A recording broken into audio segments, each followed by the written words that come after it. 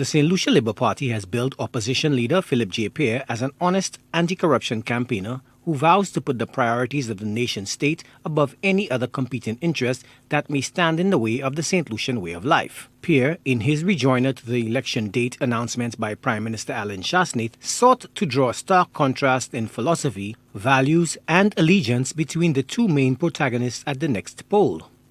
Arguing that the Alan Shasnath-led UWP rode to power on a wave of misinformation and many a false pretext, he resolves to right the perceived wrongs of the past 5 years and uphold St. Lucian's constitutional norms.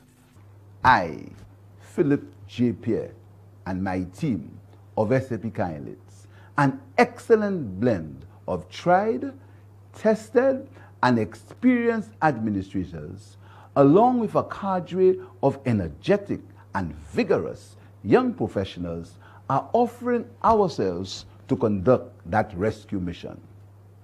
5 years ago, you were anxious about the pace of progress in this country. You thought some things were happening too slowly. Some used glib talk, and I'm tempted to say eloquent lies, to trick you into believing that they could do better, when in fact they knew they could not. They were given an opportunity to make a positive difference. 5 years later, with no major successes, the evidence of their failures, inabilities, and misplaced priorities is overwhelming and undeniable.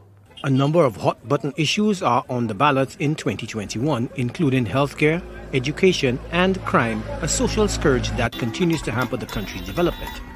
Pierre pointed to the violent crime rate under the current incumbent, which had promised to address the intractable problem in the run-up to the previous election cycle.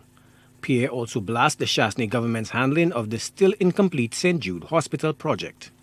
The new structure is far from complete and is even less advanced than the stop structure.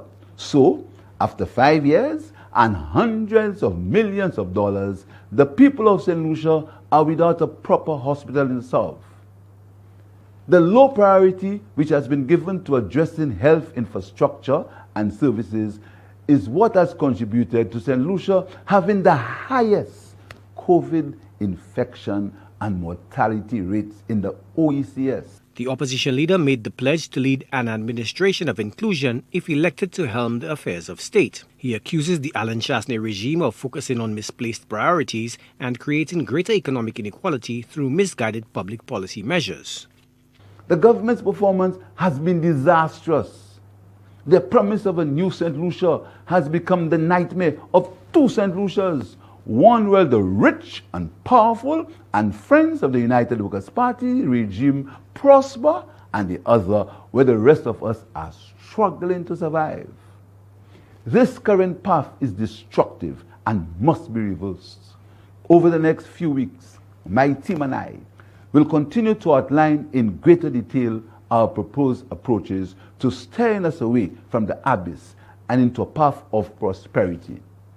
We shall be outlining our plans for an inclusive St. Lucia, where citizens can find place and support to enhance their talents, inspire innovation, start and grow their businesses.